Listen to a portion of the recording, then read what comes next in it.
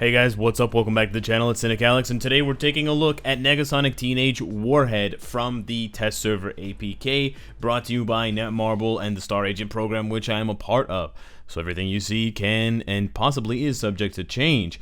But what's not subject to change is this. Negasonic Teenage Warhead is obtainable through the Danger Room, which means that hopefully her biometrics will be added to the platinum box for the Danger Room that now also can give you 5 biometrics, I believe, of Rachel every time you get it by chance. So, you know, after weeks or months or years of playing Danger Room, you could finally unlock Rachel free to play and then use rank up tickets or whatever. So maybe the same thing goes for Negasonic Teenage Warhead. Hopefully they buff the Danger Room rewards, but that's another question. The other question is that you can pick her up through the special training, which we know is going to cost, I believe, 4,500 crystals. And then it's going to give you a discount of, I believe, 1,250 crystals or 1,200 crystals. So the final cost is around 3,200 crystals for a tier 2 character. Now that simple crystal cost is not that much for a tier 2 character that is above average, because we all know it's 2,600 crystals for a mega rank up ticket to get a character to 6 stars. So that means you're only spending an extra, 600 to 800 crystals after the refund to get that character to tier 2, plus all the other rewards from the Danger Room special mission. So that's not a bad deal, but crystals are tight. Crystals are not, falling off of trees. If you're not spending money on the game, you're putting your crystals towards deluxe packs, and you're putting your crystals towards uniforms for super premium iconic marquee characters: Captain America, Endgame, Rogue, Uncanny Avengers. You know what I'm saying? There's so many good looking uniforms out there nowadays. Ooh, RoboCop speaks for everyone when I say that. So we have to figure it out. Is Negasonic Teenage Warhead worth it? I have no idea how the character plays, but what I can tell you is that she's going to be very, very easy to gear up, especially without a CTP. Because of her passives. She has extremely strong passives for a character like this. She also has extremely powerful skills. Now, she doesn't have mind control. We're going to have to see if she's a good striker. That's a question mark in the comparison immediately to Rachel Summers. But Cynicalex, Rachel Summers is a good striker for World Boss, so I want to unlock her because I can use her 5 times a day for every 5, for 5 out of 5 World Boss clears. I hear you there. But let's check out what Negasonic Teenage Warhead is working with. So particle manipulation, this was not a typo. Plus 100% all defense. So she's rocking almost 10,000 of each defense natively, naturally, with this janky build that I have. Her gears are 25. I've got, you can see, bare bones, 3-star energy attack Uru, and then I've got some ignore defense just to cap those things out. But then she's got 30% damage decrease received, which is quite good and could have some application for PvP. And then she has a 65% chance to crit for 150%. So it's not quite as high as someone like Namor. And Namor was the one that I had forgotten the last time that I talked about this. See, Namor has a 30% chance to crit for plus 100%. So 1/3 of the time when Namor crits, he will crit for 200% or 100% plus whatever you have. So I have 177 there, so he'll crit for 277. So basically, Negasonic Teenage Warhead, on the other hand, she's got a much higher chance, 65% chance, but it's only half the bonus. But that's still good. Now that's very nice because it combos with Mercenary Fervor. Mercenary Fervor gives her 30% crit rate and crit damage, just straight up. So it's really easy to cap out her crits. Not to mention the fact, check this out. Her 4th skill, it's got all defense down. Okay, that's not what I wanted to show you guys. Her 2nd skill gives her 30% crit rate for 8 seconds. So between this passive and this skill, that's 60% crit. A level 30 Alliance gives you another 14%. That's 74% crit right away. Oh, but you want more crit? You want over 140% crit? I've got you. Warhead Charge gives her an additional 65% crit rate. So you are going to max out your crit rate with just one skill. She's got the same crit rate buff as Doctor Strange. God damn. She also has removes debuff, 5 seconds of invincibility. She's got a 15% heal on this skill, 25% all attack, minus 60% all defense for 10 seconds. That's Doctor Strange tier 3 level. And it's on a 16-second cooldown, so you can have that minus 60 up for the entire fight. So theoretically, she's a very good striker because she can apply a minus 60% all defense down. But we're going to have to see how often she does that 4 and 5 in game. But for now, we want to test out what she can do. Oh, and by the way, in case you're wondering if she had anything else, she also has a 3rd skill with Accumulation. The Accumulation is based on damage that she does, not damage received. and it's got an 8 guard hit for 8 seconds, but it's got a 20-second cooldown. So let's investigate her skills really quickly and see what we can cancel and what we can't cancel from her abilities. Oh, she also has, because I know some of you guys, there's always one person in the chat, Cynicalex, did you know that Luna Snow's auto attack can heal her? Yeah, bro, I found out in February 2018. It's just not that important because no one's ever going to auto attack with Luna Snow. If you're resorting to auto attacking, you're probably in trouble. But this is pretty cute if you want to do like an auto attack montage video. She's got an iframe on her auto attack, and it happens every single time as she iframes around you to punch. That's kind of cute. Now let's check this out here. We've got an iframe on 1, but we don't really want to use 1 unless we need to in an emergency. So that's like an emergency dodge skill. Second skill, also an iframe, got some cuts in it though. But we can see that the crit rate buff at the top there will apply instantaneously. So we can just tap that, boom, and then bada bing, we can switch to another skill. So we're just tapping 2, and we're canceling 2 to get that crit. But wait a minute. She gets 65% crit on her 5th skill. We don't even have to do her 2nd skill at all. So right now, we have 1 emergency iframe, and we've got 1 emergency iframe that we don't even have to do that often. Okay, we've got 2 skills that we can just use as defensive skills. Let's check out our 3rd skill here. Okay, so it does take a little bit of a wind up. It's not automatic, but as soon as the energy sort of sucks into her, you will see that that's when she gets the accumulation. You got to pay attention up at the top. It does take a second, but once the energy goes from above her down to around her, that's when the accumulation will hit, and she'll get that guard hit. Okay, check out the 4th skill here. Not an iframe, but seems to be some good damage. I don't think you can, yeah, you can't cancel 4 at all, so you're going to want to rock through that iframe. Maybe you can cancel it once you punch. I don't know. And then the 5th skill, let's see. Again, I don't think you can... This looks like Juggernaut a lot. I don't think you can cancel the skill and still get the effect. Okay, you can sort of get a little bit of the effect.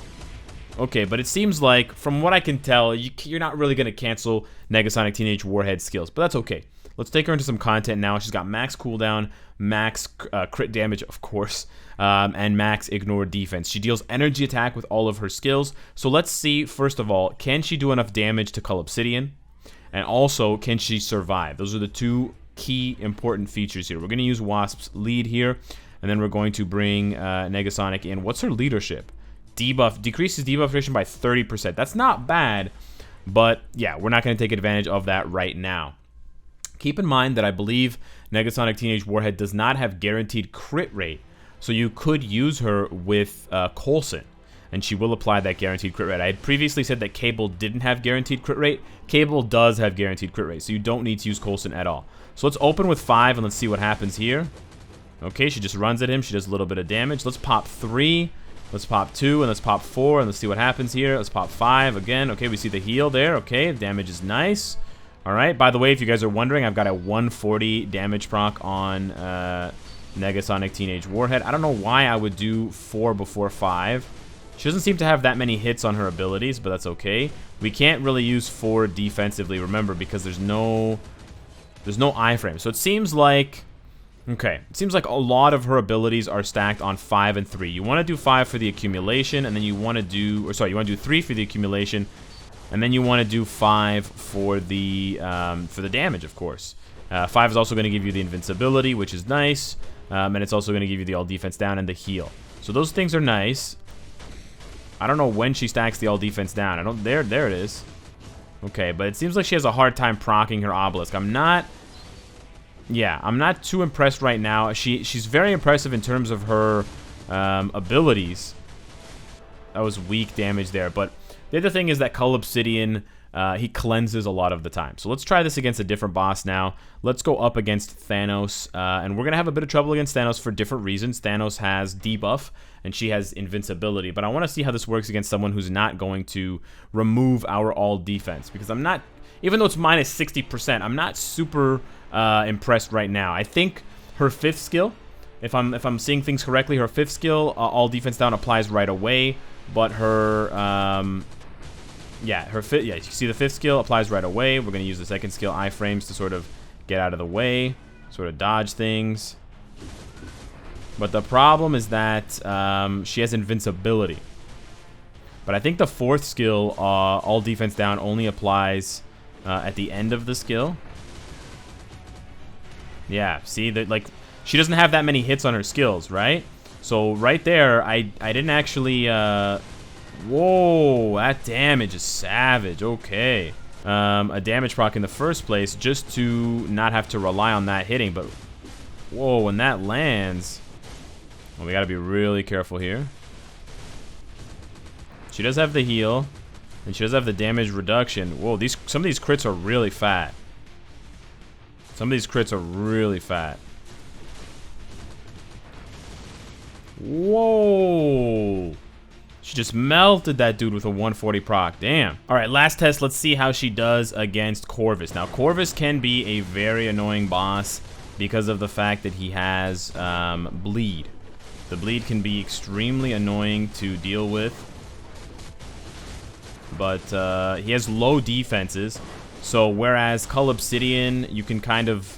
Sometimes characters look worse against Cull Obsidian because he constantly cleanses, so he gets rid of the all defense down. On the other hand, Corvus is very susceptible to all defense down. So a lot of times characters end up looking better than they are because against Corvus, the all defense down, like you can see, it shreds him. We jumped up to stage 40 here, but we're still able to put down a lot. So the one thing I can sort of see is that... you kind of do have to use 1 and 2. I was saying that maybe I don't have to use 1 and 2. Now 5 comes off cooldown pretty quickly.